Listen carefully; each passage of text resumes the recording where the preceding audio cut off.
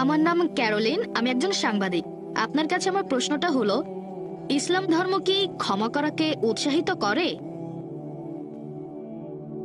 হ্যাঁ অথবা না, ইসলাম কি ক্ষমা করাকে উৎসাহিত করে? বোন, আপনি প্রশ্ন করলেন যে ইসলাম ক্ষমা করাকে উৎসাহিত করে কিনা। অবশ্যই করে। আর পবিত্র কোরআনে প্রত্যেক সূরা আরম্ভ হওয়ার আগে একটা কথা আছে, বিসমিল্লাহির রহমানির রহিম, দয়াময় পরম দয়ালু আল্লাহর নামে শুরু করছি। কিন্তু তাহলে হ্যাঁ বোন, আপনার দ্বিতীয় প্রশ্ন। হ্যাঁ, আমার দ্বিতীয় প্রশ্ন হলো, হ্যাঁ, কোনো সমস্যা নেই। ইসলাম কেন সম্মানের হত্যাকে অনুমতি দেয়? সম্মানের হত্যা? হ্যাঁ। এটাতে আপনি কি বোঝাচ্ছেন? মানে কারো ভাইয়ের হত্যার বদলা নিতে হবে, আর সেটা হবে আল্লাহর নামে। প্রশ্নটা আজকের বিষয়ের বাইরে, তবে এটা জানা আমার জন্য বোন, জরুরি। আপনি প্রশ্ন করলেন সম্মানের হত্যা মানে কেউ হয়তো একজন মানুষকে হত্যা করলো প্রতিশোধ নেওয়ার জন্য, হ্যাঁ এটার কথাই বলছেন? হ্যাঁ, আমি বেশ কিছু বই পড়েছি আর অনেক জায়গায় দেখেছি মানুষজন বলছে তাদের অনুমতি আছে অন্য কোনো মানুষকে হত্যা করার, কারণ তাদের ভাইকে আরেকজন মানুষ হত্যা করেছে। বোন, খুব সুন্দর প্রশ্ন করেছেন যে ইসলাম যদি ক্ষমা করাকে উৎসাহিত করে তাহলে সম্মানের হত্যার অনুমতি রয়েছে কেন। হ্যাঁ, আপনি খুব এটাই। সুন্দর প্রশ্ন করেছেন। বোন, যদি ভালো করে দেখেন, পবিত্র কোরআনে বলা হয়েছে সূরা বাকারা অধ্যায় 2 আয়াত নম্বর 178, হাত শাস্তি এখানে মৃত্যুদণ্ড, আর সেটা হবে কিসাসের ভিত্তিতে। আর আল্লাহ কোরআনে বলেছেন সূরা মাইদা অধ্যায় নম্বর 5 আয়াত নম্বর 32, যদি কেউ কোনো মানুষকে হত্যা করে, হোক সে মুসলিম বা অমুসলিম, যদি সেটা নরহত্যা বা দেশে বিশৃঙ্খলা সৃষ্টির অপরাধে না হয়, তাহলে সে যেন পুরো মানব জাতিকে হত্যা করলো। তাহলে সাধারণ নিয়মে কেউ যদি কোনো মানুষকে হত্যা করে তাহলে সে যেন পুরো মানব জাতিকে হত্যা করলো, শুধুমাত্র দুটো ক্ষেত্র বাদ দিয়ে, যদি সেটা নরহত্যা বা দেশে বিশৃঙ্খলা সৃষ্টির অপরাধ হয়। তাহলে এখানে দুটো ব্যতিক্রম আছে। যেখানে ইসলাম অনুমতি দিয়েছে যে একজন মানুষকে হত্যা করা যাবে, এখানে 1 নম্বর, যদি সেই লোক কোনো মানুষকে হত্যা করে, এটা আপনার প্রশ্নের ভেতরে পড়বে সম্মানের হত্যা। 2 নম্বর হলো যদি সেই লোক কোনো দেশে বিশৃঙ্খলা আর দুর্নীতি সৃষ্টি করে। আবারও এটা কিন্তু বাধ্যতামূলক নয়। যদি কেউ আরেকজনকে হত্যা করে, এটা বাধ্যতামূলক নয় যে তাকে হত্যা করতে হবে। ইসলাম বলছে যে সেই নিহত লোকের আত্মীয় স্বজনেরা যদি রক্তমূল্য নিয়ে হত্যাকারীকে ক্ষমা করে দেয় তাহলে হত্যাকারী কোনো শাস্তি পাবে না। তবে সাধারণ পরিস্থিতিতে যেটা হয়, ধরেন কেউ আরেকজনকে হত্যা করেছে আর আমি চাচ্ছি তার মৃত্যুদণ্ড হোক, কারণ হত্যার অপরাধ, এটা শাস্তি হলো মৃত্যুদণ্ড। আমি আগেও বলেছি যে আগের ধর্মগুলোতে যেমন বাইবেল চোখের বদলে চোখ, দাঁতের বদলে দাঁত, এভাবে চলে এসেছে।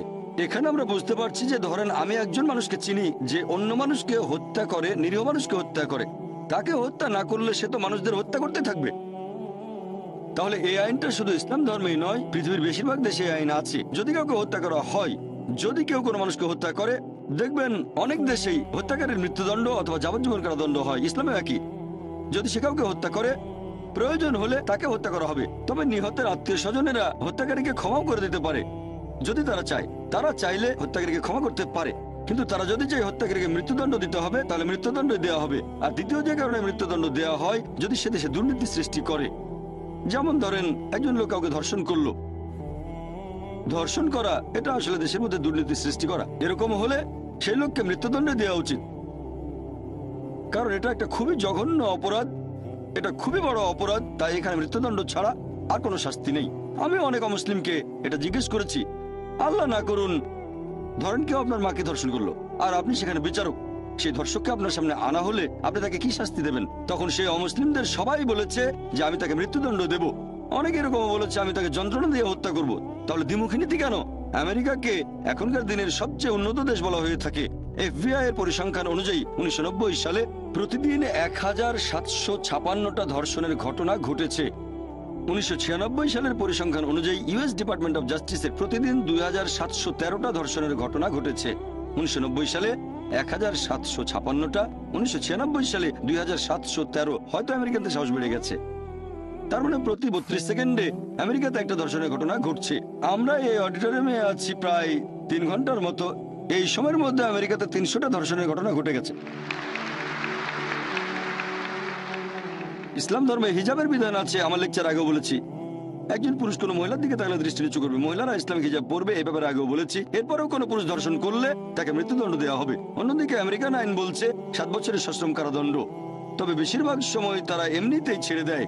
অমুসলিমদেরকেও যদি জিজ্ঞেস করেন ধর্ষণের শাস্তি কি হবে, সবাই বলেছে শাস্তি হবে মৃত্যুদণ্ড। একবার এক আমেরিকানকে পেয়েছিলাম খুবই স্মার্ট। সেই আমেরিকান বলেছিল, ভাই জাকির, প্রথমে আমি তাকে 5 বছরের সশ্রম কারাদণ্ড দেব।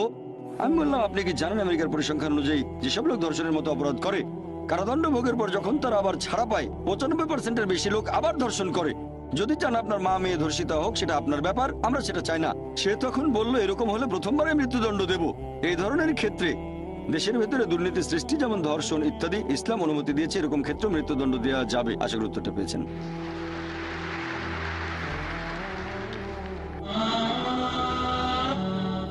হ্যাঁ ভাই। আসসালামু আলাইকুম স্যার, আমার নাম প্রবীণ কুমার। পেশায় আমি একজন কম্পিউটার প্রোগ্রামার। প্রথমে আমি আপনাকে আজকের এই সুন্দর লেকচারের জন্য আন্তরিক ধন্যবাদ জানাচ্ছি। আমার একটা প্রশ্ন হলো, আপনার লেকচার থেকে এটা একেবারে পরিষ্কার বোঝা যাচ্ছে যে ইসলাম ধর্মে যেসব আইন ও নিয়ম কানুনগুলো আছে সেই নিয়মগুলো খ্রিস্টান ধর্মেও আছে। তাহলে মুসলিমরা এবং খ্রিস্টানরা এই দুই পক্ষই কেন তাদের ধর্মের ভালো জিনিসগুলো মেনে চলছে না? ভাই, খুব সুন্দর প্রশ্ন করেছেন, খুবই গুরুত্বপূর্ণ প্রশ্ন। এ ব্যাপারে আমার লেকচার আগেও কিছুটা বলেছি। খুব সুন্দর প্রশ্ন। যদি সবকিছু ভালো হয়ে থাকে, আমি ইসলাম আর খ্রিস্টান ধর্মের সাদৃশ্য নিয়ে কিছু কথা বলেছি, সবকিছুই ভালো, তাহলে আমরা ধর্ম থেকে ভালোগুলো নেব না কেন? আমি ভালোগুলোই নিয়েছি। আমি খ্রিস্টান ধর্মের ধর্মগ্রন্থ বাইবেল থেকে ভালোগুলোই নিয়েছি। আমি আরো বড় একটা লেকচার দিতে পারবো ইসলাম আর খ্রিস্টান ধর্মের পার্থক্য নিয়ে, যদিও সেটা করতে চাই না। তবে বাইবেলের অনেক কথার সাথে আমি একমত নই, অনেক কিছুই। আর আমি এই ধর্মগ্রন্থ বাইবেলকে সামগ্রিকভাবে আল্লাহর বাণী মনে করি না। আমরা বিশ্বাস করি ইনজিল, যেটা নাজিল হয়েছিল যীশু খ্রিস্ট সাল্লাল্লাহু সাল্লামের উপর। তবে বর্তমানের বাইবেল এটা সেই মূল আসমানি কিতাবের বিকৃত রূপ। আসল কিতাবটা নাজিল হয়েছিল যীশু খ্রিস্টের উপর। এই বাইবেলে ভালো করে দেখলে বুঝবেন অনেক পরস্পর বিরোধী কথা আছে। এখানে অনেক গাণিতিক ভুলও আছে, বেশ কিছু বৈজ্ঞানিক ভুল আছে। বিতর্ক করেছিলাম ডক্টর উইলিয়াম ক্যাম্বেলের সাথে বিজ্ঞানের আলোকে কোরানো বাইবেল, সেখানে অনেক বৈজ্ঞানিক ভুলের কথা বলেছি। এই বৈজ্ঞানিক ভুল, পরস্পর বিরোধী কথা, এগুলো আল্লাহর বাণী হতে পারে না। বাইবেলের মধ্যে পর্নোগ্রাফিও আছে। যদি সেই কথাগুলো আমাকে বলতে বলেন, কয়েক কোটি টাকা দিলেও আমি সেগুলো মানুষের সামনে বলতে পারবো না। পর্নোগ্রাফি, ইজিকিয়েল অধ্যায় 23 রেফারেন্স দিতে পারি, সমস্যা নেই, তবে সেগুলো বলতে পারবো না।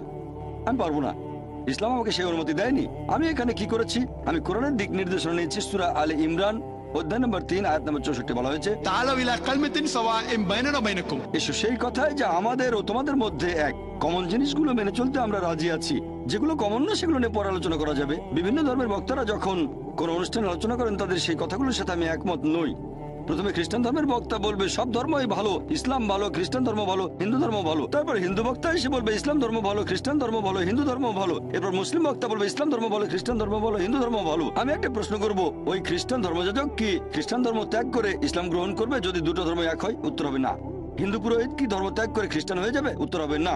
মুসলিম বক্তা কি ধর্ম ত্যাগ করে হিন্দু হয়ে যাবে? উত্তর হবে না। এই কথাগুলো আসলে লোক দেখানো। আমি এখানে কি করি, লোকজনকে বলি অন্তত এটা মেনে নেন, এই পৃথিবীতে একটা আসমানি কিতাব একেবারে 100% আল্লাহর বাণী। এ কথায় কেউ আপত্তি করবে না। হিন্দুরা বলবে ঠিক আছে, আমাদের ধর্মগ্রন্থ বেদকে ঈশ্বরের বাণী বলে মেনে নিতে আমাদের কোনো আপত্তি নেই, 100% ঠিক। খ্রিস্টানরা তখন বলবে আমাদের কোনো সমস্যা নেই, বাইবেলকে ঈশ্বরের বাণী বলে মানতে আমাদের কোনো আপত্তি নেই। অন্যদিকে মুসলিমরা বলবে পবিত্র কোরআনকে আল্লাহর বাণী বলে মানতে আমাদের কোনো আপত্তি নেই। এবারে পৃথিবীর প্রধান ধর্মগ্রন্থগুলোর মধ্যে যেগুলো কমন সেগুলো বেছে নেন। যেটা কমন অন্তত সেই কথাগুলো মেনে নেন। সব প্রধান ধর্মই বলছে আল্লাহ তাআলা কেবলমাত্র একজন, বলছে মূর্তি পূজা করা ঠিক না। সবগুলো প্রধান ধর্মগ্রন্থই বলছে সর্বশেষ আর চূড়ান্ত নবী আসবেন, তিনি হলেন মুহাম্মদ সাল্লাল্লাহু আলাইহি সাল্লাম। এভাবে আমি বলি অন্তত যেগুলো কমন সেগুলো মেনে চলেন আপনারা। সবগুলো প্রধান ধর্ম স্বাধীনতার কথা বলছে, এমনকি হিন্দু ধর্ম।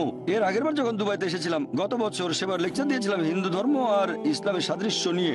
হিন্দু ধর্ম বলছে ঈশ্বর কেবলমাত্র একজন, মূর্তি পূজা করা নিষিদ্ধ, মুহাম্মদ সাল্লাল্লাহু আলাইহি ওয়াসাল্লাম পৃথিবীতে আসবেন। নবী মুহাম্মদ সাল্লাল্লাহু আলাইহি ওয়াসাল্লামের কথা হিন্দু ধর্মগ্রন্থে কয়েকশো জায়গায় বলা হয়েছে। হিন্দু ধর্মগ্রন্থ বলছে আপনারা স্বাধীনতা বজায় রাখবেন, মহিলাদের শরীর কাপড়ে ঢাকা থাকবে, মাথার উপর কাপড় থাকবে, বহুবিবাহের অনুমতি। হিন্দু ধর্মে, খ্রিস্টান ধর্মে আর ইসলাম ধর্মেও শালীনতা থাকবে, মদ পান করবো না, জুয়া খেলবো না। তার মানে এই না যে হিন্দু ধর্মের সবকিছুই সঠিক। একইভাবে এখনকার দিনে খ্রিস্টানরা যেগুলো মেনে চলে তার সবকিছুই ঠিক নয়। আমি এখানে কি করছি, আমি ব্যবহার করছি ফুরকান। পবিত্র কোরআন হচ্ছে ফুরকান, যেটা দিয়ে সঠিক আর বেঠিকের পার্থক্য করা যায়। কোরআনের সাথে যেটা মিলে যাবে সেটাকে সঠিক বলে মেনে নিতে আমাদের কোনো রকম আপত্তি থাকবে না, যেটা বিরুদ্ধে যাবে সেটা মানবো না। খ্রিস্টানদের বাইবেলে কিছু ঘটনার বর্ণনা দেওয়া আছে। আল্লাহর নবী তার মেয়ের সাথে অজাচার করেছেন। এটা কিভাবে মেনে নেব যে হযরত লূত আলাইহিস সালাম তিনি তার মেয়ের সাথে অজাচার করেছেন? আমি এটা মানতে পারবো না। আমি যেটা বলবো এই অংশটা আল্লাহর বাণী হতে পারে না, এটা পরে ঢুকানো হয়েছে, বিকৃত করা হয়েছে, এটা কাল্পনিক গল্প। আরো একটা কথা বলি যে আপনারা অনেকে হয়তো রেড লেটার বাইবেলের নাম শুনেছেন। এটা একটা red letter Bible. Red letter মানে যীশু খ্রিস্টের নিজের বলা কথাগুলো এখানে লাল কালিতে লেখা আছে। সবগুলো এক করলে দেখবেন খবর কাগজের 2টো কলামের বেশি হবে না, খুবই সামান্য যীশু খ্রিস্টের কথা। আমি এখন বলবো আসেন অন্তত সেই কথাগুলো মেনে চলি যেগুলো কমন। তার মানে এই না যে আমি বাইবেলের সব কথা মেনে নিচ্ছি, কারণ এখনকার বাইবেল আগের সে অবিকৃত রূপে নেই। কেন? কারণ আগেকার সব ধর্মগ্রন্থ, এই কথা আমার লেকচারে বলেছি, এগুলো ছিল একটা নির্দিষ্ট সময়ের জন্য, নির্দিষ্ট গোত্রের মানুষের জন্য। এখন আমরা মেনে চলবো সর্বশেষ আর চূড়ান্ত আসমানি কিতাব অর্থাৎ পবিত্র কোরআন এবং সর্বশেষ আর চূড়ান্ত নবী মোহাম্মদ সাল্লাল্লাহু আলাইহি সাল্লামকে। হতে পারে আপনি জন্মেছেন ভারতে বা পাকিস্তানে, আমেরিকায়, যুক্তরাজ্যে, আরব আমিরাত বা সৌদি আরবে। আমরা মেনে চলবো সর্বশেষ ও চূড়ান্ত কিতাব পবিত্র কোরআন এবং সর্বশেষ ও চূড়ান্ত নবী মোহাম্মদ সাল্লাল্লাহু আলাইহি সাল্লামকে। আপনি ভালো জিনিসগুলো নেওয়ার কথা বললেন, আমি খ্রিস্টান ধর্মের ভালো জিনিসগুলো নিয়েছি। ইসলাম ধর্মের কথা যদি বলতে হয়, আমার জানা মতে এখানে কোনো খারাপ কিছু নেই। আপনি বের করে দেখান, তারপর আমি সেটার উত্তর দেব। আমি সবাইকে চ্যালেঞ্জ করছি, পবিত্র কোরআনে মাত্র একটা আয়াত দেখান যেটা মানবতার বিরুদ্ধে যায়। মুসলিমদের ভুল নিয়ে কথা বলবেন না, আমি এখানে মুসলিমদের নিয়ে বলছি না, আমি কথা বলছি ইসলাম ধর্মের পক্ষে। ইসলামকে বুঝতে চাইলে মুসলিমদের দেখবেন না, দেখবেন পবিত্র কোরআন এবং সহিহ হাদিস, আমাদের নবীর কথা। আমি সবাইকে চ্যালেঞ্জ করছি, কোরআন বা হাদিসের এমন একটা কথা দেখান যেটা মানবতার বিরুদ্ধে যায়। কিছু কথা শুনে আপনার মনে হতে পারে সেটা ভুল কথা, কারণ আপনি অনেক কম জানেন, পৃথিবীর অনেক পরিসংখ্যানই জানেন না। তবে ইনশাআল্লাহ আপনার কাছে ভুল মনে হলে সেটা স্বচ্ছন্দে আমাকে বলতে পারেন, আমি তারপর ব্যাখ্যা দেওয়ার চেষ্টা করব যে ইসলামে সেটা কেন আছে, সেটার কারণ আর তার পেছনের হিকমা। আশা করি উত্তরটা পেয়েছেন। আমাদের প্রশ্নোত্তর পর্ব চলতে থাকবে। এবারের প্রশ্ন সামনের মাইকের পুরুষদের মধ্য থেকে। আসসালামু আলাইকুম ডক্টর নায়েক, আমার নাম নবী, আমি পেশায় একজন ইঞ্জিনিয়ার। খ্রিস্টানদের বাইবেলে অধ্যায় 53 এখানে একজন নিপীড়িত দাসের কথা বলা হয়েছে, যে দাস কষ্ট ভোগ করেছে, অত্যাচারিত, ক্ষতবিক্ষত, যে মারা গেছে, সে তার জীবন দিয়েছে মানুষ জাতির সবার করা পাপ কাজের জন্য। আপনি কি আমাদের বলবেন এখানে ঈশ্বরের এই দাস আসলে কে? ধন্যবাদ। ভাই বাইবেলের উদ্ধৃতি দিলেন বুক অফ আইজায়া যে আল্লাহর একজন রাসূল আসবেন, তিনি মানুষের পাপের জন্য মারা যাবেন ইত্যাদি এরকম কথা। খ্রিস্টানদের মধ্যে অনেকে এরকম মনে করে যে এখানে যীশু খ্রিস্টের কথা বলা হয়েছে, অনেকেই মনে করে। ভাই আপনি এটাও দেখতে পারেন, বাইবেলে বলা হয়েছে বুক অফ ইজেকিয়েল অধ্যায় নম্বর 18 অনুচ্ছেদ 20 বলা হয়েছে যে ব্যক্তি পাপ করবে সে মারা যাবে। অনেকে এটার উদ্ধৃতি দেন, যে ব্যক্তি পাপ করবে সে মারা যাবে। তবে মিশনারিরা এখানে থেমে যান না, এখানে শেষ না। পুরো অনুচ্ছেদটা বলছে যে ব্যক্তি পাপ করবে সে মারা যাবে। পিতা তার পুত্রের পাপের শাস্তি ভোগ করবে না, পুত্র তার পিতার পাপের শাস্তি ভোগ করবে না। ভালো লোকের ধার্মিকতা তার নিজের হাতে, মন্দ লোকের কাজও তার নিজের হাতে। তবে সেই মন্দ লোক যদি বদলে গিয়ে সরল পথে চলে আসে তাহলে সে মরবে না। তাহলে পাপ অন্যের ঘাড়ে দেওয়া যায় না। এটা আসলে চার্চের বানানো কথা, এটা আদি পাপের গল্প। চার্চ এই আদি পাপ সম্পর্কে বলে যে আদম এবং হাওয়া তারা শান্তিতে থাকুন, তারা নিষিদ্ধ ফল খেয়েছিলেন, সে কারণে মানুষ পাপের ভেতরে জন্ম নেয়। এই কারণে নাকি আল্লাহ পাঠিয়েছেন তার প্রিয় পুত্রকে, জাতপুত্র যীশু খ্রিস্ট আলাইহিস সালামকে। তারপর গসপেল অফ জন অধ্যায় 3 অনুচ্ছেদ 16, ঈশ্বর পৃথিবীকে এত ভালোবাসেন যে তিনি তার একমাত্র জাতপুত্রকে দিলেন, যে তাকে বিশ্বাস করবে সে বিনষ্ট হবে না বরং অনন্ত জীবন পাবে। আমি সংক্ষেপে বলার চেষ্টা করছি, খ্রিস্টানরা এটা বিশ্বাস করে। এবার আমি আদি পাপের বিষয়টা নিয়ে বলছি। এই আদি পাপের কথা বাইবেলের কোথাও খুঁজে পাবেন না আপনারা, এটা প্রচার করছে খ্রিস্টান চার্চ। বুক অফ ইজেকিয়েল অধ্যায় 18 অনুচ্ছেদ 20 বলছে যে ব্যক্তি পাপ করবে সে মারা যাবে। পিতা তার পুত্রের পাপের শাস্তি ভোগ করবে না, পুত্রও তার পিতার পাপের শাস্তি ভোগ করবে না। মন্দ লোকের মন্দ কাজ তার সাথে, ভালো লোকের ধার্মিকতা তার নিজের হাতে। তবে সেই মন্দ লোক যদি বদলে গিয়ে সরল পথে চলে আসে সে তাহলে মরবে না। তাহলে এটার ভিত্তিতে ইজেকিয়েল অধ্যায় 18 অনুচ্ছেদ 20 এটা আদি পাপের যুক্তিকে খণ্ডন করে, যেটা প্রচার করে থাকে চার্চ। পবিত্র কোরআনে বলছে একজন মানুষ অন্য আরেকজনের পাপের শাস্তি ভোগ করবে না, অন্য কেউ শাস্তি পাবে না। পাপের দায়ভার হস্তান্তর করা যায় না। হাওয়া আদমকে নিষিদ্ধ ফল খেতে প্ররোচিত করেছিলেন, আদম নিষিদ্ধ ফল খেলেন, তারা দুজনে শান্তিতে থাকুন। আদম আলাইহিস সালামকে আমাকে জিজ্ঞেস করেছিলেন সেই ফল খাবার আগে? জিজ্ঞেস করেছিলেন না। তাহলে আমি দায়ী হব কেন? আমাকে জিজ্ঞেস করলে যদি সম্মতি দিতাম তাহলে আমাকে পাকড়াও করতে পারতেন। এখন আদম আলাইহিস সালাম নিষিদ্ধ ফল খাওয়ার আগে আমাকে জিজ্ঞেস করেননি, তাহলে আমাকে দায়ী করা হবে কেন? আল্লাহ এরকম অবিচার করবেন কিভাবে? আল্লাহ পবিত্র কোরআনে বলেছেন সূরা নিসা অধ্যায় 4 আয়াত নম্বর 40, আল্লাহ সুবহানাহু ওয়া তাআলা তার বান্দার উপর অনুপরিমাণে জুলুম করেন না, পাপ অন্যের উপর দেওয়া যায় না। এখন আপনি হয়তো বলবেন এখানে যীশু খ্রিস্টের কথা বলা হয়েছে, এটা পুরোপুরি ভুল। আর যীশু খ্রিস্টের সম্পর্কে খ্রিস্টানদের চার্চ এরকম প্রচার করে যে ঈশ্বর পৃথিবীকে এত ভালোবাসেন যে তার একমাত্র জাতপুত্রকে দিলেন। আপনারা যদি বাইবেল ভালো করে পড়েন তাহলে বাইবেলে ঈশ্বরের অনেক পুত্রের কথাই আছে। বলা হয়েছে ইব্রাহিম ছিলেন ঈশ্বরের পুত্র, ইফরাম ছিলেন ঈশ্বরের পুত্র, আইজায়া ঈশ্বরের পুত্র। যেসব মানুষ ঈশ্বরের বাণী প্রচার করতে এসেছেন তারা হলেন ঈশ্বরের পুত্র। বাইবেলে ঈশ্বরের অনেক পুত্র আছে, তবে খ্রিস্টানরা বলে যে না না, যীশু খ্রিস্ট একেবারে সাধারণ কোনো পুত্র নন, তিনি হলেন জাতপুত্র। গসপেল অফ জন অধ্যায় 3 অনুচ্ছেদ 16, ঈশ্বর পৃথিবীকে এত ভালোবাসেন যে তিনি তার একমাত্র জাতপুত্রকে দিলেন, যে তাকে বিশ্বাস করবে সে বিনষ্ট হবে না বরং অনন্ত জীবন পাবে। যদি ভালো করে দেখেন যে এই শব্দটা জাতপুত্র, খ্রিস্টান ধর্মের বেশ কিছু বিশেষজ্ঞের মতে বাইবেলের রিভাইজড স্ট্যান্ডার্ড ভার্সন, যেটা রিভাইজ করেছেন খ্রিস্টান ধর্মের কয়েকজন উচ্চপদস্থ ধর্মীয় নেতা, সমর্থন করেছে খ্রিস্টানদের 50টা ছোট বড় দল। এই খ্রিস্টান বিশেষজ্ঞরা বলেন যে এই জাত শব্দটা পরে ঢুকানো হয়েছে, বিকৃত করা হয়েছে, বানিয়ে বলা হয়েছে, শব্দটা বাইবেল থেকে বাদ দেওয়া হয়েছে। বাইবেলের রিভাইজড স্ট্যান্ডার্ড ভার্সনে এই জাত শব্দটা সেখানে পাবেন না। তাই আমরা বিশ্বাস করি পুত্র বলতে যদি ন্যায়নিষ্ঠ বোঝানো হয় তাহলে যীশু খ্রিস্ট বা ঈসা আলাইহিস সালাম অবশ্যই ঈশ্বরের পুত্র ছিলেন। তিনি ছিলেন খুবই ন্যায়নিষ্ঠ, তবে তিনি আল্লাহর জাতপুত্র নন। একজনের পাপের ভার অন্য কেউ নেয়ার কথা বাইবেলে কোথাও নেই। এটা আসলে চার্চের বানানো কথা। সত্যি বলতে বাইবেল এটাকে খণ্ডন করে। এখন আপনি এখানে যা বলতে চাচ্ছেন যে আইজায়ার এই কথাগুলো যিশুর কথা বলছে, হ্যাঁ, নবী রাসূলগণ এসেছেন, তাদের বেশিরভাগই কষ্ট পেয়েছেন, হোক তিনি মুসা আলাইহিস সালাম অথবা ঈসা আলাইহিস সালাম অথবা সর্বশেষ ও চূড়ান্ত নবী মুহাম্মদ সাল্লাল্লাহু আলাইহি সাল্লাম। সকল নবী রাসূলই কষ্ট পেয়েছেন। নবীর একটা হাদিস আছে, মানুষের মধ্যে সবচেয়ে বেশি পরীক্ষা করা হয়েছে আল্লাহর নবী রাসূলগণকে। পরীক্ষা যত বেশি কঠিন, পুরস্কার তত বেশি বড়। আল্লাহর নবী রাসূলগণই কষ্ট করেছেন। তবে যদি বলেন নবী রাসূলগণ অন্য মানুষের পাপের শাস্তি পেয়েছেন, এটা বাইবেলের কোথাও পাবেন না, এ কথা চার্চ প্রচার করে। এটা আসলে বাইবেলের বিরুদ্ধে, কোরআনের বিরুদ্ধে। আশা করি উত্তরটা পেয়েছেন। হ্যাঁ বোন। আমি এলিয়ানা, অমুসলিম, পেশায় একজন শিক্ষক। আপনাকে এই সুন্দর লেকচারের জন্য অনেক ধন্যবাদ। আমার একটা প্রশ্ন আছে। আমার মনে হয়েছে মুসলিম পুরুষদের একাধিক বিয়ে করাটা অনৈতিক আর অশ্লীল। আপনি এ ব্যাপারে কি বলবেন? আমি এ ব্যাপারে কারণটা জানি, তবে এখানে আপনার দৃষ্টিভঙ্গিটা জানতে চাচ্ছি। আর যদি কখনো খ্রিস্টান ধর্ম আর ইসলাম ধর্ম একত্রিত হয়, আমার মতে মুসলিমদের একজন স্ত্রী থাকাই উচিত। বোন, খুব সুন্দর প্রশ্ন করেছেন, খুবই কমন প্রশ্ন, খুবই গুরুত্বপূর্ণ প্রশ্ন। আপনি বললেন যে আপনার কাছে মনে হয় মুসলিম পুরুষদের একাধিক বিয়ে করাটা হচ্ছে একটা অনৈতিক কাজ, আর আপনি বললেন যে খ্রিস্টান এবং মুসলিমরা যদি কখনো একতাবদ্ধ হয় তাহলে খুব ভালো হবে। আমিও সেটাই করতে চাই। তো একতাবদ্ধ হবে সত্যের উপর ভিত্তি করে, মিথ্যার উপর নয়। কোরআন হচ্ছে এই পৃথিবীর বুকে একমাত্র ধর্মগ্রন্থ যেটা বলছে মাত্র একটা বিয়ে করো। পৃথিবীতে আর কোনো ধর্মগ্রন্থ খুঁজে পাবেন না, হোক সেটা বাইবেল অথবা ধরেন রামায়ণ অথবা মহাভারত কিংবা বেদ।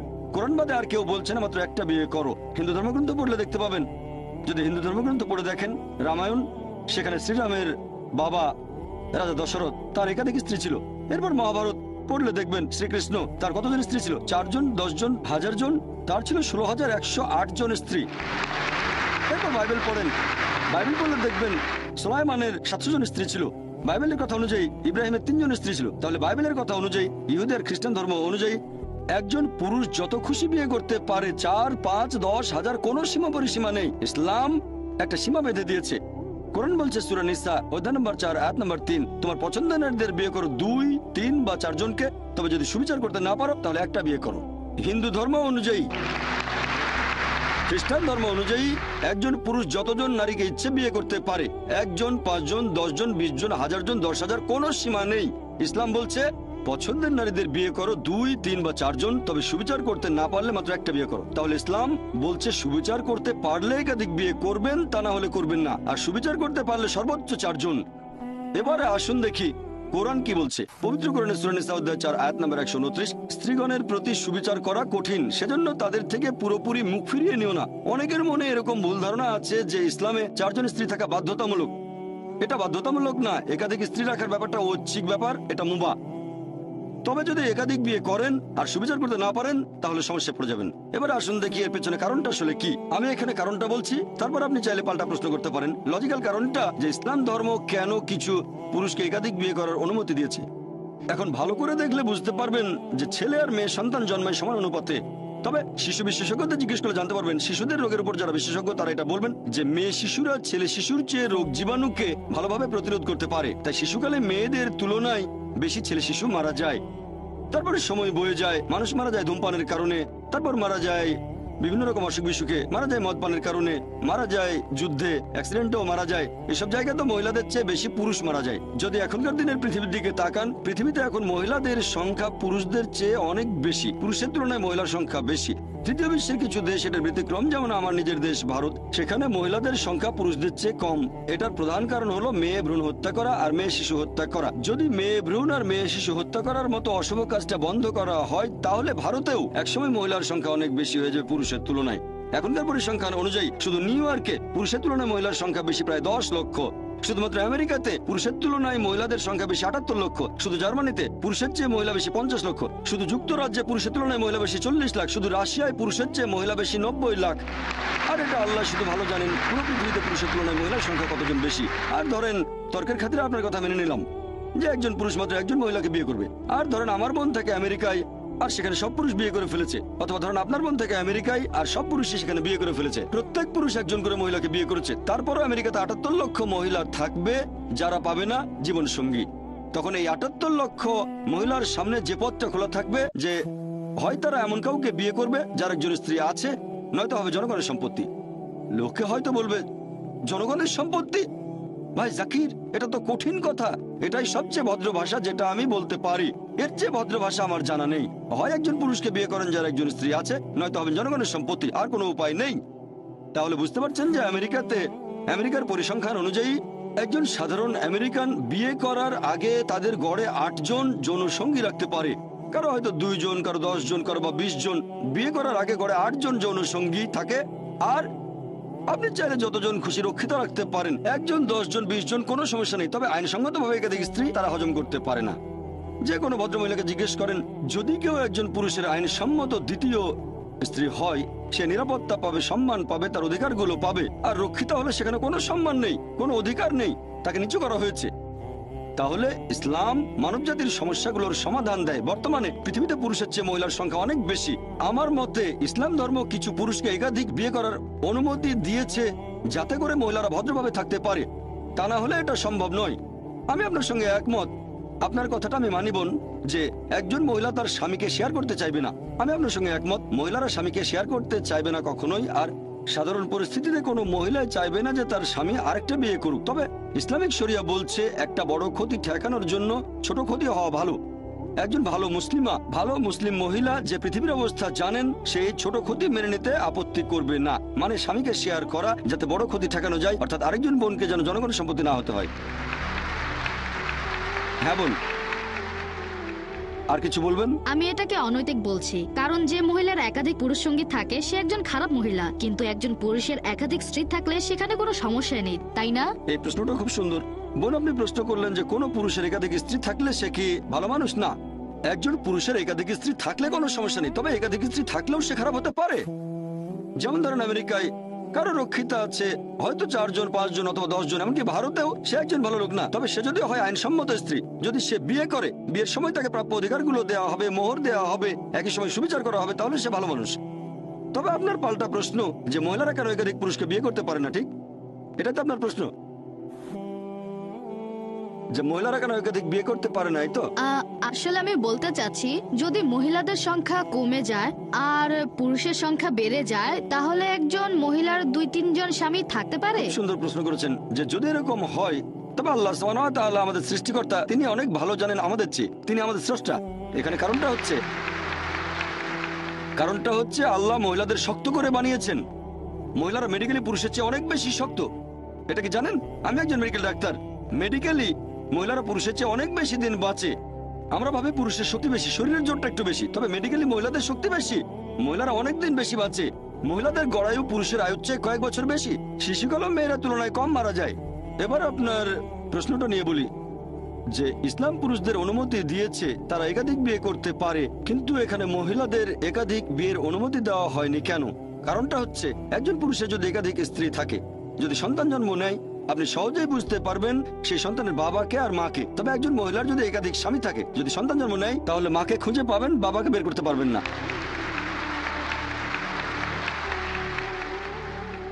তারপর সন্তানকে স্কুলে ভর্তি করতে যাবেন, এর বাবার নাম কি? তখন হয়তো 2টো নাম দিতে হবে। এখন মেডিকেল বিজ্ঞান অনেক উন্নত হয়েছে, যেমন ডিএনএ, জেনেটিক কোডিং। এখন বলতে পারবো বাবাকে আর মাকে। এখন সেটা আগে সম্ভব ছিল না। ইসলাম পৃথিবীতে আছে স্মরণাতীতকাল থেকে। এটা একমাত্র কারণ নয়, এছাড়াও আরো কিছু কারণ আছে। প্রাকৃতিকভাবেই মহিলাদের তুলনায় পুরুষের যৌন তাড়না বেশি। তৃতীয়ত, একজন পুরুষ একাধিক স্ত্রী নিয়ে থাকতে পারবে, কিন্তু মহিলাদের জন্য একাধিক স্বামী থাকাটা কঠিন হবে, কারণ মহিলাদের মাসে রজস্রাব হবে, এমন সময় মানসিকতা বদলে যেতে পারে। এসব কারণে একাধিক স্বামী রাখাটা কঠিন হয়ে যাবে। এছাড়াও এখনকার দিনের বিজ্ঞান আমাদের বলে যে একজন পুরুষের যদি একাধিক যৌনসঙ্গী থাকে আর তাদের প্রতি বিশ্বস্ত থাকে, যেমন একজনের যদি একাধিক স্ত্রী থাকে, একাধিক যৌনসঙ্গী থাকে, আর তারা সবাই যদি একে অন্যের প্রতি বিশ্বস্ত থাকে, তাহলে সেই পুরুষের অথবা সেই মহিলার কোন রকম যৌনবাহিত রোগ হবে না। তবে একজন মহিলার যদি একাধিক যৌনসঙ্গী থাকে, যদি তার একাধিক স্বামী থাকে, তাহলে তাদের যৌনবাহিত রোগ হবে। প্রথমে রোগটা সেই মহিলার হবে, তারপর সেই রোগ তার স্বামীদের মধ্যে ছড়িয়ে পড়বে। তাই মেডিকেলি এটা ভালো নয় যে একজন মহিলার একাধিক স্বামী থাকতে পারে। আশা করি উত্তরটা পেয়েছেন।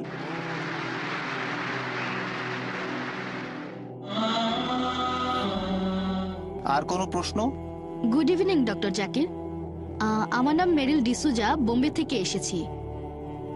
প্রথমেই আপনার এই সুন্দর লেকচারের জন্য অনেক ধন্যবাদ। আরেকটা কথা না বলেই পারছি না, গত কয়েক বছর ধরে আমি টেলিভিশনে মোটামুটি নিয়মিতভাবে আপনার লেকচারগুলো শুনি। কলেজে ভর্তি হবার পরে আমি আপনার লেকচারগুলোর সাথে পরিচিত হই। আজকে আমি আপনাকে একটা প্রশ্ন করতে চাই, তার আগে আমি দুইটা বিষয়ে কথা বলবো। আপনি আজকে লেকচারে বলেছেন, একটা হলো ঈশ্বরের সাথে কাউকে শরীক করা, এটা পাপ কাজ, এটা সবচেয়ে বড় পাপ। দ্বিতীয় বিষয়টা হলো প্রার্থনা করার নিয়ম। আপনি তখন বলেছিলেন যে মুসলিমরা প্রার্থনার সময় কপাল মাটিতে ঠেকায় আর আপনারা শরীরকে বিনীত করেন। আমি বোম্বে শহরেই বড় হয়েছি, এখানে দেখেছি, আর আমি নিজেও ব্যাপারটা সম্পর্কে পরিষ্কার হতে চাই। সেটা হলো দরগা বা মাজারের বিষয়টা, মুসলিমরা সেখানে যায়, এই ব্যাপারে আপনি কি বলবেন?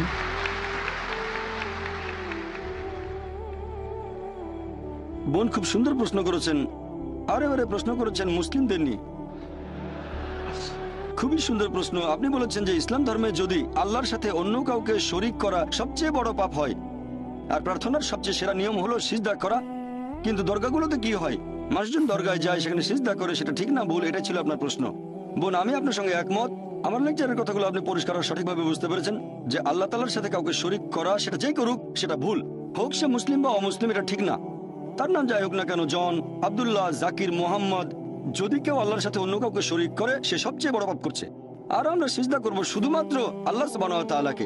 যদি কেউ আল্লাহ ব্যতীত অন্য কাউকে সিজদা করে, সে শিরক করছে, আল্লাহর সাথে অন্য কাউকে শরীক করছে। তাহলে একজন মানুষ যদি কোনো কবরের কাছে যায় আর সেই কবরকে সিজদা করে, সেই কবরকে ইবাদত করে, তাহলে সেটাই সবচেয়ে বড় পাপ, হোক সে মুসলিম বা অমুসলিম, যে নামে পরিচয় দিক। ধন্যবাদ। বোন, আরো একটা প্রশ্ন করবেন? আচ্ছা, যেহেতু আমাকে একটা সুযোগ দিয়েছেন, তাই এই বিষয়ের উপরে আরেকটা প্রশ্ন করি, কারণ আমি এগুলো করতে দেখেছি। আর আপনি বললেন যে কোনো মানুষ, হোক সে মুসলিম, খ্রিস্টান বা হিন্দু, যে করুক, এটা শিরক। এখন আপনার কাছে আমার প্রশ্ন যে, আমি যেমনটা দেখেছি এরকম প্রচুর আছে, আমরা সবাই তাদেরকে জানি মুসলিম হিসেবে, এরা দরগায় যায়। এখন এ ব্যাপারে আপনি কি বলবেন? এখন মুসলিম এই আরবি শব্দটা সম্পর্কে বলতে গেলে, সত্যিকারের মুসলিম যে আল্লাহর কাছে নিজের ইচ্ছাকে সমর্পণ করে, সত্যিকারের মুসলিম কখনো কোনো কবরকে সিজদা করবে না। আমি বিষয়টা জানি, বলবো না যে ভুল বলেছেন, আপনি ঠিকই বলেছেন। মুসলিম নামে পরিচিত এরকম প্রচুর মানুষ আছে, তথাকথিত মুসলিম, যারা কবরকে সিজদা করে। এ ব্যাপারে আমার দৃষ্টিভঙ্গিটা হচ্ছে, আমার মতে তারা ভুল করছে, এটা শিরক, তাদেরকে বদলাতে হবে। আর আমার লেকচারেও আমি তাদের উদ্দেশ্যে বলেছি যে যদি আপনারা কোনো কবরে যান, আমাদের নবী বলেছেন তোমরা কবরের কাছে যেতে পারো, এতে আখিরাতের কথা মনে পড়বে যে একদিন আমিও মারা যাব। তাহলে কবরে গিয়ে সেই মৃত ব্যক্তির জন্য দোয়া করবেন, তার কাছে দোয়া চাইবেন না, তার জন্য দোয়া করতে পারেন আল্লাহ যেন তাকে জান্নাতুল ফেরদৌসে পাঠান, তার সব গুনাহ মাফ করে দেন ইত্যাদি। তবে তার কাছে দোয়া চাইবেন না, দোয়া করবেন শুধুমাত্র আল্লাহ সুবহানাহু ওয়া তাআলার কাছে। ইয়াকা নাবুদু ওয়া ইয়াকা নাস্তাইন, আমরা শুধু তোমার ইবাদত করি, তোমার সাহায্য চাই। আমার বিভিন্ন লেকচারে আমি সব মুসলিমদের উদ্দেশ্যে বলেছি যে এটা করা ঠিক না। একটা লেকচারে আমি বলেছিলাম যে আপনারা কোনো কবরকে ইবাদত বা সিজদা করবেন না, এটা ঠিক না, সবচেয়ে বড় পাপ। আর আলহামদুলিল্লাহ সুম্মা আলহামদুলিল্লাহ, আপনি বোম্বে থেকে এসেছেন, আমিও বোম্বেতে থাকি, এরকম হাজার হাজার তরুণ মাশাআল্লাহ আমার লেকচার শুনে কবরকে ইবাদত করা বাদ দিয়েছে, আলহামদুলিল্লাহ। আশা করি উত্তরটা পেয়েছেন। আমার নাম লি, আমি একজন ছাত্র। আপনি আপনার লেকচারে বললেন যে যীশু খ্রিস্ট মুসলিম ছিলেন কারণ তিনি ঈশ্বরের কাছে আত্মসমর্পণ করেছেন। আমরা জানি যে যীশু খ্রিস্ট মদ পান করেছিলেন, 5 ওয়াক্ত নামাজ পড়েননি, তিনি শুধুমাত্র আল্লাহর কাছে আত্মসমর্পণ করেছিলেন। তাহলে সেই একই যুক্তি দিয়ে আমি বলতে পারি আহলে কিতাবীদের যে কেউ, খ্রিস্টান বা ইহুদি, এরা আসলে মুসলিম, কারণ তারাও আল্লাহর কাছে নিজের ইচ্ছাকে সমর্পণ করেছে।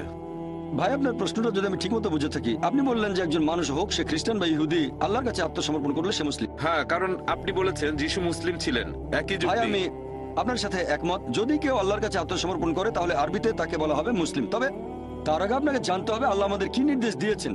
যদি অন্য কিছু ভেবে থাকেন, যদি এমন ধর্মগ্রন্থ পড়েন যেটা আল্লাহর বাণী নয়, আর মনে করেন আমি আল্লাহর কাছে আত্মসমর্পণ করেছি, এমন ধর্মগ্রন্থ মেনে চলছেন যেটা আল্লাহর বাণী নয়, তাহলে আপনি সত্যিকারের মুসলিম নন। তাহলে প্রথমে আপনাকে দেখতে হবে আল্লাহ আমাদের কি নির্দেশ দিয়েছেন। আপনি যদি পৃথিবীর প্রধান প্রধান ধর্মগ্রন্থগুলো পড়ে তুলনা করেন তাহলে আপনি দেখবেন সেই সাথে ব্যবহার করবেন যুক্তি আর বিজ্ঞান। একমাত্র যে ধর্মগ্রন্থটা পরীক্ষা পাশ করবে এই সর্বশেষ আর চূড়ান্ত টেস্টামেন্ট। যদি ওল্ড টেস্টামেন্ট আর নিউ টেস্টামেন্ট বলে কিছু থেকে থাকে তাহলে এটা লাস্ট টেস্টামেন্ট। এখন যদি আপনি সত্যি আল্লাহর কাছে আত্মসমর্পণ করতে চান, প্রথমে আপনাকে বুঝতে হবে যে তৈরি করব ফাউন্ডেশন 2 মাসে, আর স্ট্রাকচার সেখানে 4 মাস, পুরো 30 তলা। একই সাথে যখন তৈরি করছি ফাউন্ডেশন, তখন কম্পাউন্ডের প্রাচীরও তুলে ফেললাম 2 মাসে। তাহলে যখন আমি ফাউন্ডেশন তৈরি করছি একই সাথে প্রাচীর তুলছি আমি, তার মানে এই না যে 2 যোগ 4 যোগ 2 সমান 8 মাস। অর্থাৎ যখন ফাউন্ডেশন তৈরি করছি তখন একই সাথে আমি কম্পাউন্ডের প্রাচীরও তুলছি। তাহলে আমার বিল্ডিংটা তৈরি হচ্ছে 6 মাসে, 8 মাসে না। আর একই সাথে আল্লাহ তাআলা বলেছেন যখন তিনি পৃথিবী সৃষ্টি করলেন একই সাথে আকাশমণ্ডলীয় সৃষ্টি করলেন। এখন 2 দিনে পৃথিবী আর একই সাথে আল্লাহ আকাশমণ্ডলীয় সৃষ্টি করলেন। সেজন্য আল্লাহ পবিত্র কোরআনে বলেছেন সূরা আম্বিয়া অধ্যায় নম্বর 21 আয়াত নম্বর 30, أولم يرى الذين كفروا অবিশ্বাসের কি এটা দেখে না أن السماوات والأرض كانت رتقا ففتقناهما। আকাশমণ্ডলীয় পৃথিবী ওতপ্রোতভাবে মিশেছিল, আমি তাদের আলাদা করে দিলাম। তাহলে আল্লাহ পৃথিবী আর আকাশমণ্ডলী সৃষ্টি করেছেন একই সাথে, ففتقناهما। আমি তাদের আলাদা করে দিলাম। এখানে আসলে বিগ ব্যাং এর কথা সংক্ষেপে বলা হয়েছে। এখন বিগ ব্যাং থিওরি আমাদের বলে যে পুরো বিশ্বজগৎ প্রথমে ছিল একটা বিন্দু, তারপর বিস্ফোরণে সবকিছু আলাদা হয়ে গেল, তারপর তৈরি হলো গ্যালাক্সি, নক্ষত্র, বিভিন্ন গ্রহ, পৃথিবী, আমরা এখন যেখানে আছি। তাহলে বিগ ব্যাং এর ভিত্তিতে বিজ্ঞান কোরআনের সাথে দ্বিমত পোষণ করেনি যে আকাশমণ্ডলী যখন সৃষ্টি হয়েছে পৃথিবীও একই সাথে সৃষ্টি হয়েছে। এখানে প্রথম 2 দিন আর শেষ 2 দিন আসলে একই সাথে, এটা পরস্পর বিরোধী নয়। বলতে পারেন পুঙ্খানুপুঙ্খ রূপে। পুঙ্খানুপুঙ্খ মানে এখানে অন্যান্য বিষয়গুলো আছে, এটা পরস্পর বিরোধী না। পরস্পর বিরোধী মানে দুটো জিনিস একে অন্যের বিপরীত। পুঙ্খানুপুঙ্খ মানে অন্যান্য বিবরণগুলো দেয়া, যেমন ধরেন আমি আপনাকে বললাম যে আপনি সৎ, আগামীকাল বললাম আপনি খুব দয়ালু, এটা পরস্পর বিরোধী না, এটা পুঙ্খানুপুঙ্খ। আপনি সৎ, পাশাপাশি আপনি দয়ালু। তবে পরে যদি বলি আপনি অসৎ, সেটা পরস্পর বিরোধী হবে। এই আয়াতে পবিত্র কোরআনে বিস্তারিত বলা হয়েছে এই 6 দিনে কিভাবে সৃষ্টি হয়েছে। প্রথম 2 দিনে পৃথিবী, একই সাথে আকাশমণ্ডলী, আর তারপর 4 দিনে পৃথিবী উপরের উপাদানগুলো যেমন পাহাড় পর্বত গাছপালা সব সমান অনুপাতে। আশা করি উত্তরটা পেয়েছেন।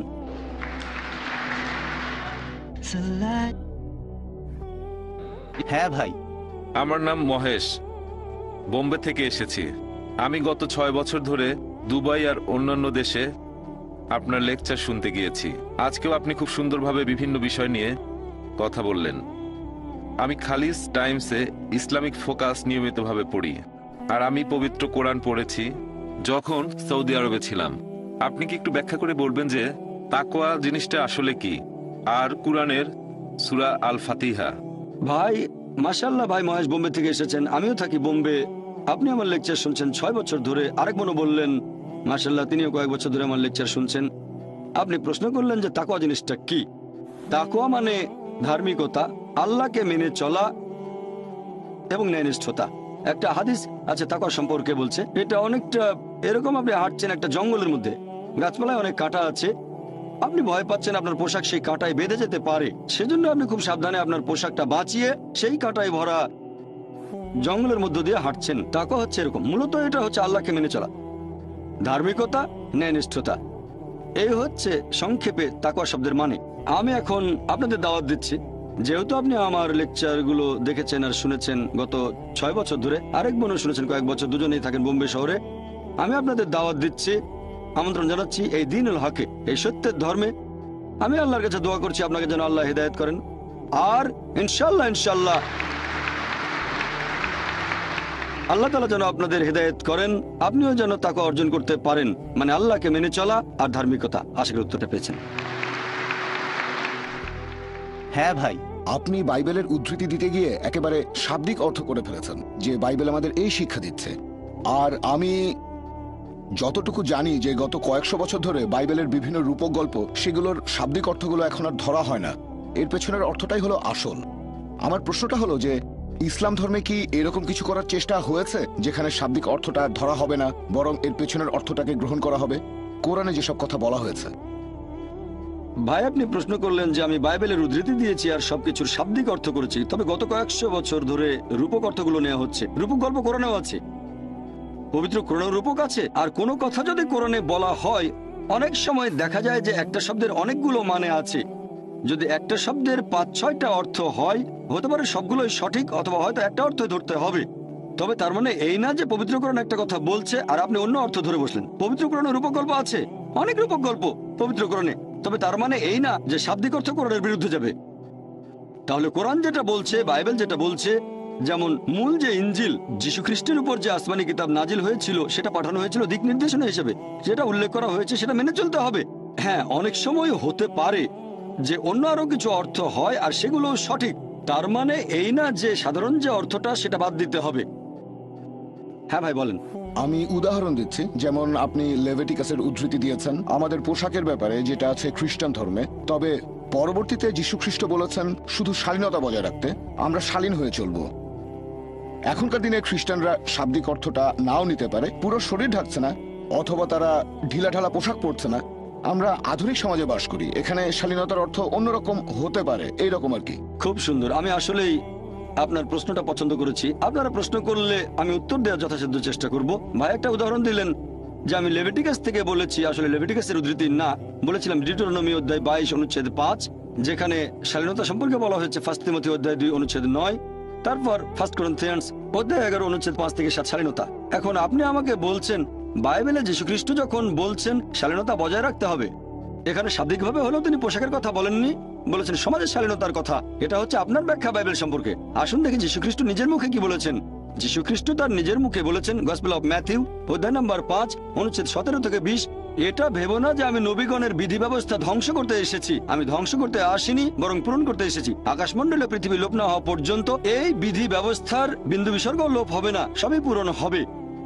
কেউ যদি এসব আদেশের মধ্যে সামান্য আদেশ অমান্য করে আর অন্যকে তা করতে শেখায়, তাহলে সে স্বর্গরাজ্যে তুচ্ছ বলে গণ্য হবে। আর যারা এই বিধি ব্যবস্থা পালন করে আর অন্যকে তা করতে শেখায়, তারা স্বর্গরাজ্যে মহান বলে গণ্য হবে। যদি তোমাদের ন্যায়নিষ্ঠতা শিক্ষক আর ফরিসীদের ন্যায়নিষ্ঠতা থেকে বেশি না হয়, তাহলে তোমরা স্বর্গরাজ্যে প্রবেশ করতে পারবে না। এখানে আমি কিং জেমস ভার্সনের অনুবাদটা পড়ে শোনালাম, মেমোরি থেকে বললাম। এটা কিং জেমস ভার্সনের বাংলা অনুবাদ, গসপেল অফ ম্যাথিউ অধ্যায় নম্বর 5 অনুচ্ছেদ হচ্ছে 17 থেকে 20। তাহলে যীশু খ্রিস্ট বলেছেন যদি এই বিধি ব্যবস্থা সামান্য আইন অমান্য করেন, যেটা হচ্ছে ওল্ড টেস্টামেন্টে, আপনি তাহলে স্বর্গরাজ্যে ঢুকতে পারবেন না। এখন ওল্ড টেস্টামেন্টে বলা হয়েছে মহিলারা এমন কোনো পোশাক পরবে না যেটা পুরুষেরা পরে, আর পুরুষেরা এমন কোনো পোশাক পরবে না যেটা মহিলারা পরে থাকে। আর আপনি আমাকে বললেন যে ভাই জাকির, এটা আসলে শাব্দিক অর্থ।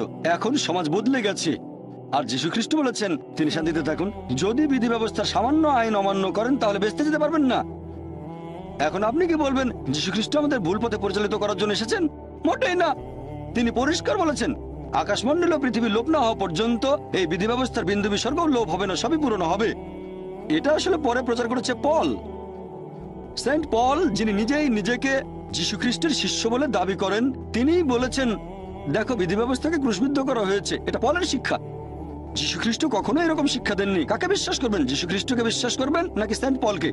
তারপর যীশু খ্রিস্ট আরো বলেছেন যদি তোমাদের ন্যায়নিষ্ঠতা শিক্ষক আর ফরিসীদের ন্যায়নিষ্ঠতার চেয়ে বেশি না হয়, যদি ইহুদিদের চেয়ে উন্নত না হও, স্বর্গরাজ্যে প্রবেশ করতে পারবে না।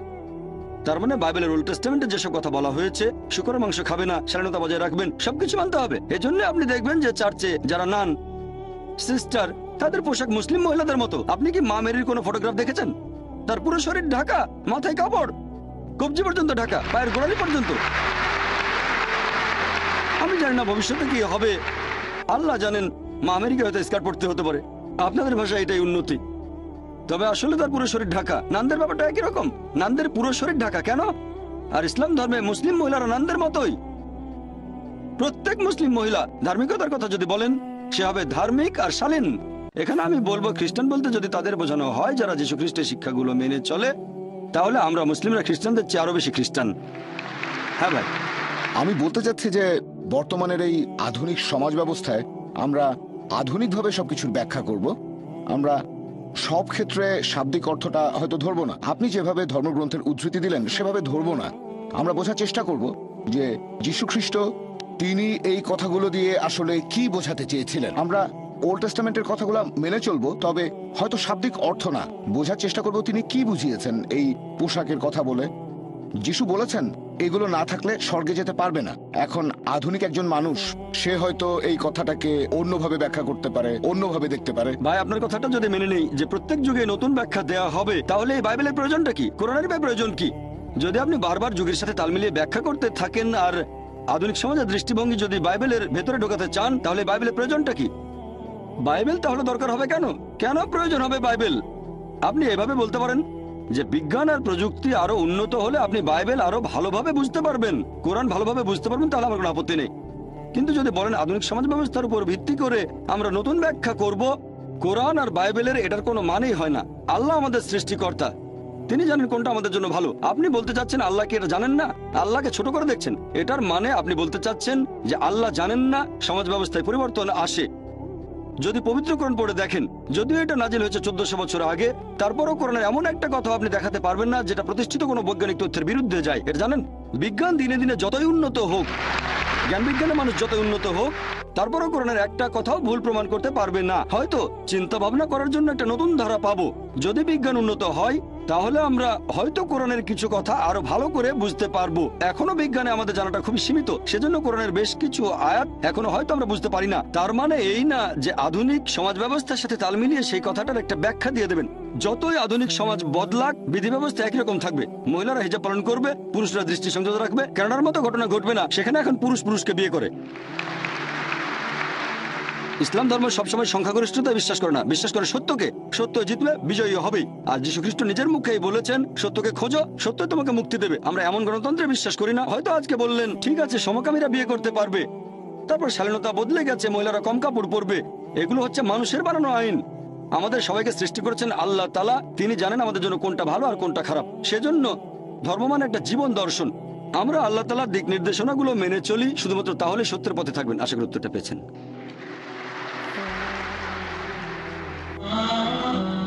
হ্যাঁ বোন। আসসালামু আলাইকুম, আমার নাম আয়শা, ফিলিপাইন্স থেকে এসেছি। আমার একটা প্রশ্ন আছে। আমি 1 বছর আগে মুসলিম হয়েছি। আমি আসলে আলহামদুলিল্লাহ, আমি আসলে কয়েকটা বিষয় নিয়ে বলতে চাই। 1 নম্বর, আমি দেখেছি যে বেশিরভাগ মুসলিম তারা অন্য ধর্মের দুর্বলতা বা সীমাবদ্ধতাগুলো নিয়ে কথা বলে থাকে। আমরা কেন ভালো জিনিসগুলোকে দৃষ্টান্ত হিসেবে তুলে ধরছি না তাদের সামনে? আজকে আপনার লেকচারে যেমন শুনলাম, আমরা খ্রিস্টানদের চাইতে উন্নত। বর্তমানে আমি ইসলামিক সেন্টারে পড়াশোনা করছি। সেখানে আমাদেরকে এভাবে শেখানো হয়েছে যে একজন মানুষ কখনোই অন্য আরেকজন মানুষকে বিচার করতে পারে না।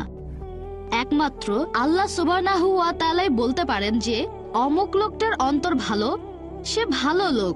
পৃথিবীর কোনো মানুষ বিচার করতে পারে না। আপনি এই ব্যাপারে কি বলবেন? বোন, আপনি প্রশ্ন করলেন যে একমাত্র আল্লাহ তাআলা বিচার করতে পারেন আমাদের অন্তর। আমি আপনার সঙ্গে একমত। আপনি বললেন যে আমরা কেন এভাবে বলি যে আমরা তুলনায় উন্নত, আমরা ভালো জিনিসগুলো উপস্থাপন করব। বোন, আমি আজকের লেকচারে যেটা করেছি, আমি খ্রিস্টান ধর্মের ভালো জিনিসগুলো নিয়েছি। আমি খ্রিস্টানদের উদ্দেশ্যে বলেছি যে যদি আপনারা যীশু খ্রিস্টের দেয়া শিক্ষাগুলো মেনে চলেন তাহলে সেটা হবে ভালো। আমি তাদের উপরে তুলেছি, তাদেরকে ছোট করতে চাচ্ছি না। আপনি আমার কথাগুলো বুঝতে পারেননি। আমি আসলে বোঝাতে চেয়েছি, যখন এই কথাটা বলেছিলাম যে খ্রিস্টান বলতে যদি তাদের বোঝায় যারা যীশু খ্রিস্টের শিক্ষাগুলো ভালোভাবে মেনে চলে, তাহলে আমরা মুসলিমরা খ্রিস্টানদের চেয়ে আরো বেশি খ্রিস্টান। কোরআনের আয়াত মেনে আমি বলার চেষ্টা করেছি, تعالوا إلى كلمة سواء بيننا وبينكم.